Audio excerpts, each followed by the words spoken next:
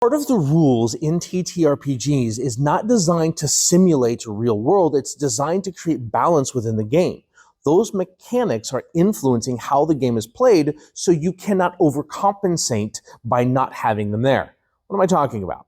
Let's, for example, charisma is notoriously some people's favorite dump stat because they're good at role playing, they're good at being creative and coming up with solutions, so they don't need a high charisma.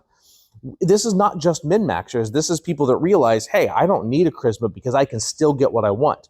The more people play Dungeons and Dragons, the more they understand their dungeon master, the more they think about these concepts, trying to not min-max, but get the most out of their character. It's natural human nature. A lot of times we're not thinking about our flaws, we're thinking about how can I overcome that? And it comes from being able to overcome dump stats.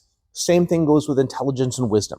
The mental stats are one of those things where we don't roll checks on because we rely on role playing to overcompensate there. Physical stats, strength, dex, and con, you can't role play those. No one's going to go out back and lift some weights to make their strength check. But I can make my wisdom check by making it so I don't even have to roll it by doing good role play.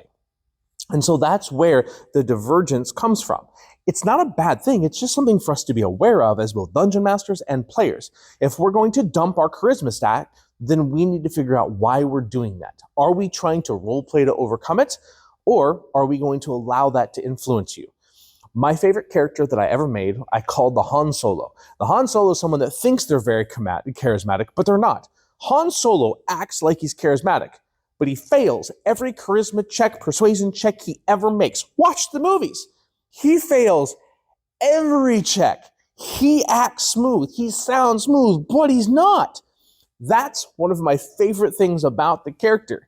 He fails every charisma check. So in my very charismatic person, I'd come in and I would always be charismatic, and I would always make sure that my dungeon master had me roll. And I had a negative charisma check, and I was not proficient in persuasion, but I act like I did. It got to the point where the other parties were like, you be quiet. Okay, I'd be like, I've got this, guys. And they would drag me out the door as they did things. It was fun because I embraced that part of my character. So that's something to consider when you're looking at that, is that divergence between what we use checks for and what can be overcompensated by role playing. And it happens a lot. And it usually creates the contention within a table because you have one character that is trying to overcompensate for their character's deficiencies through role playing. That can also be dangerous. We want to encourage role playing, we want it to be good, but we often have to embrace what our characters are bad at, not just what they're good at.